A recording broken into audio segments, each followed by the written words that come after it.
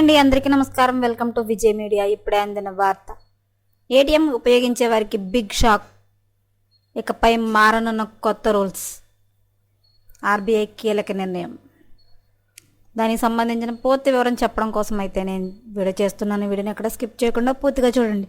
అప్పుడే నేను చెప్పే సమాచారం మీకు బాగా అర్థమవుతుంది. అలాగే వీడియో నచ్చితే కనుక వీడియోకి లైక్ ఇచ్చి నన్ను సపోర్ట్ చేయండి. కొత్తగా ఎవరైనా ఛానల్ చూస్తున్నట్లయితే కనుక తప్పకుండా సబ్స్క్రైబ్ చేసుకోండి. అలాగే లైక్ చేయండి, షేర్ చేయడం మర్చిపోకండి. ఈ వీడియో లైక్ చేయడం వల్ల వీడియో కొంతమందికి రీచ్ అయ్యే ఇన్ఫర్మేషన్ మరికొంతమందికి అయితే రీచ్ అవుతుంది. సో లేట్ చేయకుండా వివరాలు ఏంటో చూద్దాం.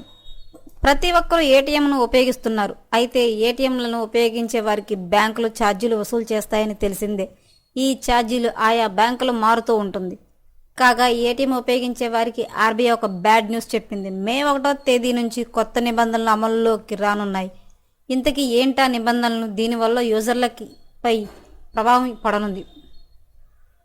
ఏటీఎం ఉపయోగిస్తున్న వారికి రిజర్వ్ బ్యాంక్ ఆఫ్ ఇండియా ఒక బ్యాడ్ న్యూస్.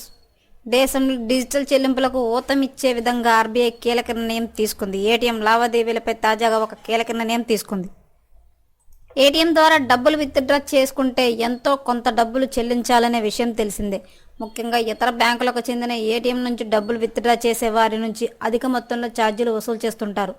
అయితే తాజాగా ఏటీఎం ఇంటర్చేంజ్ ఫీజులను పెంచడానికి రిజర్వ్ బ్యాంక్ ఆఫ్ ఇండియా అంగీకారం తెలిపింది. ఆర్బీఐ తీసుకున్న ఈ నిర్ణయంతో ఏటీఎం నెట్వర్క్ తక్కువగా ఉన్న చిన్న బ్యాంకులపై తీవ్రమైన ప్రభావం పడే అవకాశం ఉందని తెలుస్తోంది. ఇతర బ్యాంకులకు చెందిన ఏటీఎంల నుంచి డబ్బులు విత్డ్రా చేసుకోవాలంటే ఎక్కువ డబ్బులు చెల్లించాల్సి ఉంటుంది. సహజంగానే ఈ అదనపు ఛార్జీలను బ్యాంకులు కస్టమర్లపై మోపుతాయి. అయితే ఇది ఖాతాదారులపై ఏ మేర ప్రభావం చూపుతుందన్నది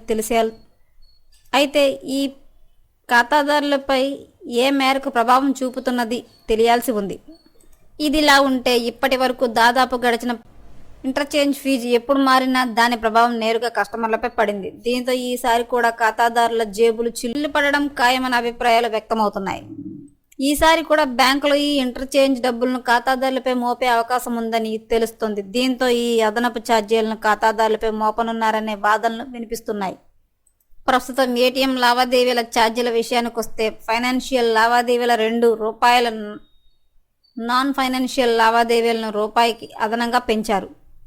అయితే మే 1వ తేదీ నుంచి కొత్త రూల్స్ అమల్లోకి రానున్నాయని తెలుస్తుంది. కొత్త రూల్స్ ప్రకారం ఫైనాన్షియల్ లావాదేవీలు అంటే డబ్బులు తీసుకోవడానికి ఇంటర్చేంజ్ ఫీజు ₹17 నుంచి ₹19 పెంచే అవకాశం ఉన్నట్లు తెలుస్తోంది. అదనంగా నాన్ ఫైనాన్షియల్ లావాదేవీలు అంటే బ్యాలెన్స్ ఎంక్వైరీ లేదా ఏదైనా ఇతర సర్వీసుకు ఇంటర్చేంజ్ ఫీజును ₹6 నుంచి ₹7 పెంచే అవకాశం ఉందని సమాచారం. త్వరలోనే ఇందుకు సంబంధించి అధికారిక ప్రకటన వచ్చే అవకాశాలు కూడా ఉన్నాయి. మే 1వ తారీఖు నుంచి అయితే కనుక ఏటీఎం ఉపయోగించే ప్రతి ఒక్కరికి అయితే బిగ్ షాక్ అయితే తగలనుంది. ఆర్బీఐ కీలక నిర్ణయం తీసుకుంది. సో ఎప్పటికప్పుడు మరిన్ని లేటెస్ట్ అప్డేట్ల కోసం మన ఛానల్ తప్పకుండా సబ్స్క్రైబ్ చేసుకోండి. Thanks for watching.